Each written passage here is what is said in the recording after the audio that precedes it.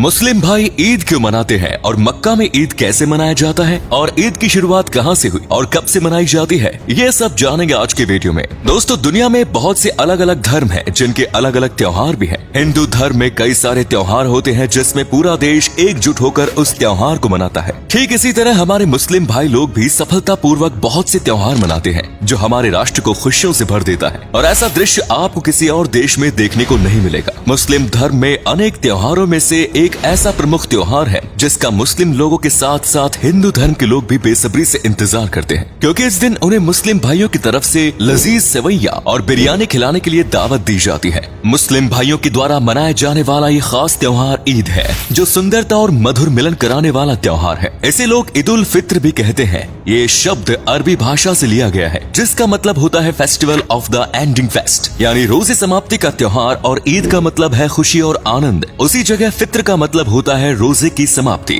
मुसलमान लोगों का ये मानना है कि रोजे रखने से उनकी रूह पाक होती है और इस दौरान नमाज और कुरान पढ़ने से उनके लिए डर के दरवाजे बंद होते हैं और जन्नत के दरवाजे खुल जाते हैं। दोस्तों, कुरान में जकात अल फित्र को अनिवार्य बताया गया है। जकात आपकी कमाई का वो हिस्सा है जो आप गरीबों और मजलूमों के लिए निकालते हैं। जकात दुनिया में हर मुसलमान के ऊपर फर्ज है। ये गरीबों को दिया जाने वाला दान है जिसे रमजान के अंत में लोगों को ईद की नमाज पर जाने से पहले दिया जाता है। मुस्लिम अपनी पूंजी या असेट्स को पवित्र करने के रूप में अपनी सालाना बचत का एक हिस्सा गरीब या जरूरतमंदों को दान करती है। अब बात करते हैं कि आखिर ईद क्यों और कैसे मनाई जाती है। दोस्तों, रमजान का महीना इस्लामिक कैलेंडर के हिसाब से 9वां महीना है जो सबसे मुबारक और पाक महीना है। रमजान के महीने में मुसलमान पूरे महीने भूखे प्यासे रहकर रोजे रखते हैं और अल्लाह ताला की खूब इबादत करते हैं। रमजान के महीने के बाद अगले महीने यानी कि 10वें महीने की पहली चांद की रात ईद की रात होती है। चांद दिखाई देने के बाद ईद का ऐलान किया जाता है। दोस्तों, ईद उल फितर इबादत और अल्लाह ताला की तरफ से इनाम का दिन है। इस दिन मुसलमान अल्लाह ताला का शुक्र अदा करते हैं कि अल्लाह ने हमें रोजे रखने की तौफीक दी और ताकत दी और गलत कामों से उन्हें महफूज रखा। रमजान के ही इस पाक महीने में कुरान पाक नाजिल हुआ था। मुसलमान ईद के दिन इस बात की भी खुशियाँ और जश्न मनाते हैं। रमजान के पूरे महीने में मुसलमान रोजा रखते हैं और अल्लाह ताला की इबादत करते हैं और कामयाबी हासिल करते हैं। कुरान पाक के मुताबिक रमजान के महीने में रोजा रखने के बाद अल्लाह ताला अपने बंदों को बख्शीश और इनाम देते हैं, इसलिए इस दिन को ईद कहते हैं। सबसे पहली ईद अल्लाह के पैगंबर हजरत मोहम्मद सल्लल्लाहु अलैहि वसल्लम ने